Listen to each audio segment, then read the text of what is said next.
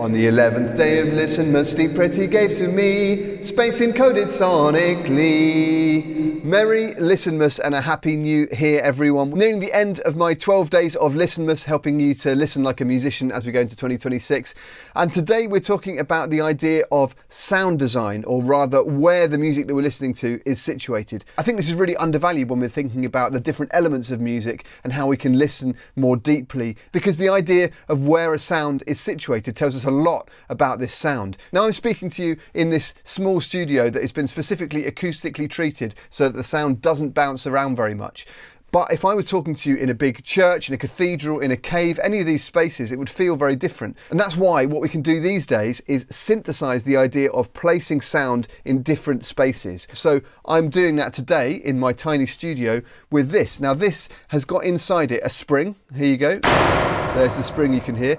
And so I can send the vibrations of my voice through that spring and back out again to record them. And that will give a very different sense of place than this tiny studio. On the 11th day of LISTENMAS, on the 11th day of LISTENMAS, suddenly a lot more airy and spacious, right? This taps into something extremely ancient. So our ancient ancestors would have made a lot of music in spaces like caves. I don't think it's a coincidence that some of the oldest instruments ever found, which are bone flutes and shell instruments, are found in these caves. So if I play this just in this small studio,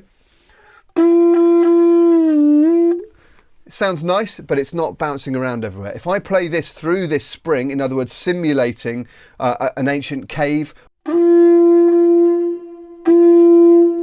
it has a completely different effect on you. Now, I was lucky enough to play these shells in the Natural History Museum in London, which has got this enormous room in it with a whale skeleton. And just the sound of one note played on a shell instrument in that room made the person I was with cry. And that is testament to the emotional power of sound design. So your task for today is to go around your house and listen to how your voice sounds in different spaces. It's probably going to sound very, very different in your bedroom or your lounge compared to your bathroom, because the bathroom has got lots of hard surfaces that are going to reflect that sound back. It's one of the reasons I think people like to sing in the shower, because it feels like you're in a bigger space, and voices and instruments naturally sound more epic and grander in a bigger space. But also, when you're listening to music over the next few days, think about the sonic quality of what you're listening to. Not just the notes, not just the harmony, not just the rhythm, but where it is situated. There's one more day left of LISTENMAS tomorrow, so subscribe for more. Go to originofthepieces.com to check out my podcast of the same name, and I'll see you tomorrow. Bye!